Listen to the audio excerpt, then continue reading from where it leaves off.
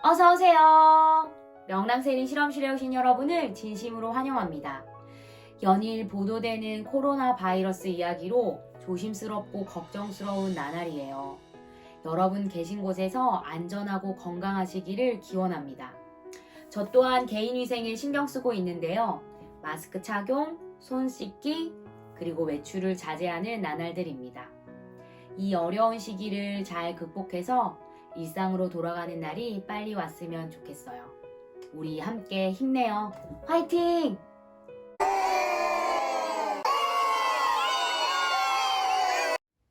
오늘은 자기 이해 영역 중에 강점에 대해서 이야기해보려고 합니다. 저는 이 강점에 대해서 두 가지 정도 알고 있는데요. 하나는 하워드 가드너의 다중지능 이론이고, 다른 하나는 마커스 버킹엄의 위대한 나의 발견 강점 현명에서 알게 된 스트렝스 파인더입니다.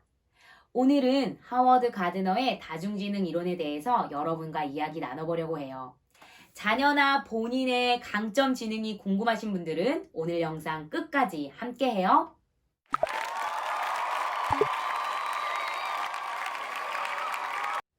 미국의 심리학자 하워드 가드너는 본인의 다중지능 이론을 이야기하기 전에 이전의 지능 검사 도구를 들여다봅니다.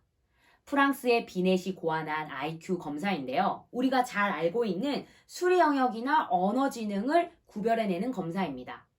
하워드 가드너가 들여다봤더니 신뢰도가 높은 측정 도구이긴 하지만 이 검사 도구는 특정한 분야의 사람의 지능만 구별해낼 수 있다는 생각이 드는 거예요. 상당수의 사람들의 지능은 고려하지 못했다는 점을 발견하게 됩니다.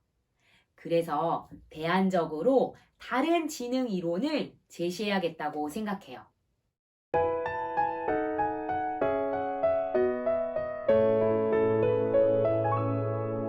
하워드 가드너는 지능에 대한 대안적 관점을 제시하기 위해서 정말 방대한 양의 자료를 연구합니다.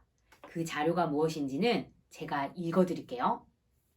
일반인의 발달 자료, 재능이 있는 개인의 발달 자료, 뇌 손상이 인지적인 기술에 미치는 영향에 관련된 자료, 천재나 석학이나 자폐아에 대한 연구, 천년에 걸친 인지의 진화에 관한 자료, 검사들 간의 상관관계, 심리학을 활용한 교육에 관한 연구 등 아주 다양한 자료에서 증거를 찾아냈다고 해요. 그는 처음에 이 지능들의 특징과 준거를 제시하면서 7개의 지능이 있다고 이야기합니다. 이걸 발표하고 난 다음에 10년간 여러 유혹도 겪고 저항도 하게 돼요. 정말 많은 사람이 이 다중지능 이론에 대해서 막 이야기합니다. 어떤 사람들은 이 7개의 지능 말고도 유머 지능이 있지 않냐, 요리 지능이 있지 않냐 하면서 새로운 지능을 막 제시했어요. 그런데 어느 날 하워드 가드너가 과학사가들 모임에서 발표를 마쳤더니 한 남자가 와서 이렇게 이야기했대요. 당신은 찰스 다윈의 이론을 설명하지 못합니다. 그 사람은 동물학자였는데요. 그 이후로 하워드 가드너가 자연 친화 지능에 대해서 연구합니다. 그리고 이 지능의 준거들을 다 모아서 총 8개의 다중지능을 완성했다고 해요.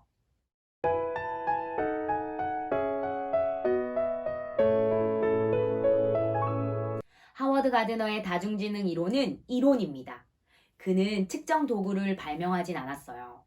이 이론이 세상에 나온 다음에 정말 많은 사람들의 실험과 프로젝트를 거쳐서 이 지능을 알아보는 설문조사가 있긴 있거든요. 하워드 가드너는 이렇게 이야기합니다. 부모나 교사의 관찰, 그리고 스스로 간단한 설문을 체크해보면 자신의 지능이 어디에 더 뛰어난지 알 수 있다고요. 측정 도구가 발명되면 어마어마한 일이겠지만 그 측정으로 인해서 사람들에게 꼬리표를 붙이고 싶진 않다고 말했어요. 그럼 제가 8개의 지능이 어떤 특징이 있는지 여러분에게 공개하도록 하겠습니다. 하나하나 들어보시면서 여러분은 어떤 지능이 가장 뛰어난지 3개의 지능을 한번 골라보시려고 노력해보세요. 첫 번째는 음악 지능입니다. 이 음악 지능이 뛰어난 사람들은 소리나 리듬에 민감하고 음악과 관련된 학습이 이루어지면 남들보다 쉽고 빠르게 실력을 향상시킬 수 있다고 해요. 만약에 한 아이가 음악 지능이 뛰어날 때 그 친구에게 전문적인 선생님을 붙여주고 신중하게 계획된 노력을 시킨다면 음악 지능이 없는 친구보다 그 노력의 효과가 훨씬 좋겠죠? 두 번째는 신체활동 지능입니다.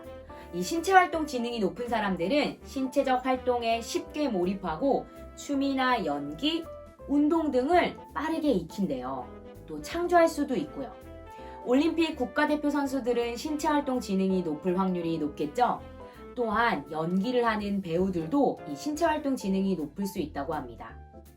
세 번째는 논리수학 지능입니다. 논리수학 지능이 뛰어난 사람들은 숫자나 규칙, 명제들을 아주 잘 이해하고 이와 관련된 문제를 손쉽게 해결한대요. 그리고 이들은 논리적으로 추론해서 어떤 체계를 마련하거나 규칙, 법칙 등을 세우기 좋아한다고 합니다. 이들은 회계사나 법률가, 컴퓨터 프로그래머가 된다면 자신의 능력을 더 잘 발휘할 수 있다고 해요. 네 번째는 언어지능입니다. 이들은 말과 글을 다루는 솜씨가 남달라서 자신의 생각과 느낌을 술술 잘 표현한다고 해요. 또 언어지능이 뛰어난 사람들 중에는 그 어휘를 암기하는데 더 높은 수준을 보인다고 하고요. 시인이나 소설가, 변호사나 정치가 등이 이 언어지능이 뛰어나면 훨씬 더 잘 능력을 발휘할 수 있다고 합니다. 여러분, 이 네 가지의 지능 중에 여러분은 어떤 지능이 가장 높은 것 같으세요? 다른 사람과 비교하는 게 아니라 본인이 갖고 있는 지능들 중에서 뭐가 더 상위일 것 같다라고 추측하는 게 이 다중지능 이론을 잘 적용하는 거랍니다. 저는 이제까지 나온 지능들 중에 언어지능, 논리수학지능, 음악지능, 또 하나는 뭐였죠? 신체활동지능. 제가 생각하기에 저는 음악지능이 제일 뛰어난 것 같아요. 그 다음은 논리수학지능. 다섯 번째는 공간지능입니다. 이들은 도형이나 그림, 지도나 입체적인 설계를 잘하는 사람들이라고 해요. 인테리어를 잘하는 사람은 공간지능이 높을 수 있겠죠? 저는 아무래도 아닌 것 같아요.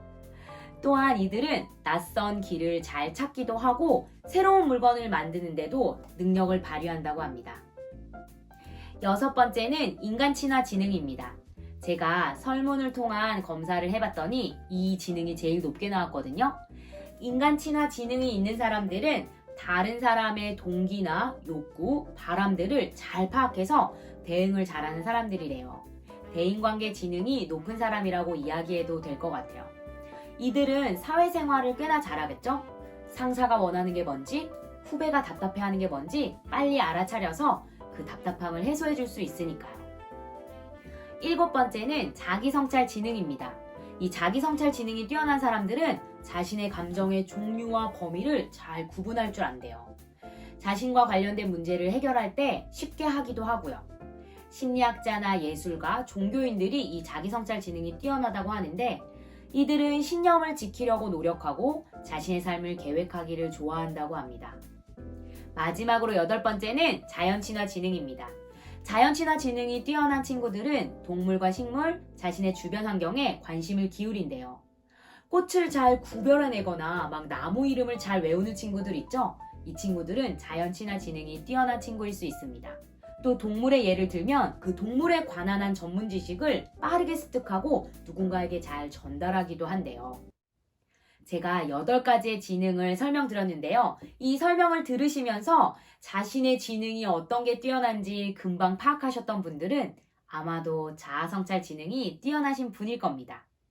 근데 나는 잘 모르겠다 하시는 분들은 제가 알아보는 방법 알려드릴게요.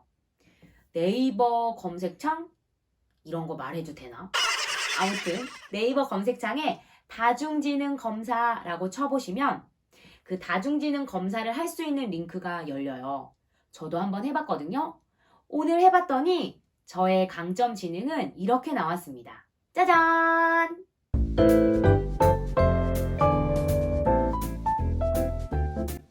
여러분, 검사하러 가시기 전에 이거 하나 꼭 기억하세요. 우리는 되고 싶은 나를 발견하려는 게 아니라 현재의 나를 발견하고 있는 중입니다. 5개의 척도로 답을 하게 되어 있어요. 매우 그렇다에서부터 매우 그렇지 않다까지요. 중간에는 보통이다가 있겠죠? 많은 친구들이 보통이다에 막 체크하는 친구들이 있는데 그렇게 하면 여러분의 강점 지능을 발견하긴 어려우실 겁니다. 객관적인 선에서 자신이 매우 그런지 매우 그렇지 않은지 잘 골라보십시오. 사실 저는 어렸을 때 피아노를 전공하려고 했었습니다.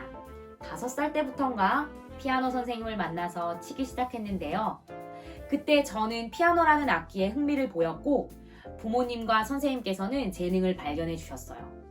그래서 전문적인 선생님의 레슨을 받기 시작했고 7, 8시간씩 신중하게 계획된 연습을 했습니다. 3위 콩쿨, 한국일보 콩쿨, 서울예원학교, 조선콩쿨, 서울예종의 영재반까지 모두 다 떨어졌어요. 그때 중3 때 7, 8시간씩 피아노를 친다는 것이 보통 일이 아니었거든요. 초등학교 때도 마찬가지였고요. 트리를 계속 연습하는가 하면 제가 몸집이 작아서 포르테시모 같은 걸 못 내니까 막 피아노 건반 밑에 납을 다 대주실 정도로 정말 지극정성으로 저는 후원을 받았습니다. 그런데 중3 때 계속 떨어지고 나니까 제가 어느 날 피아노 연습을 하다가 닭똥 같은 눈물을 건반 위에 떨어뜨려요.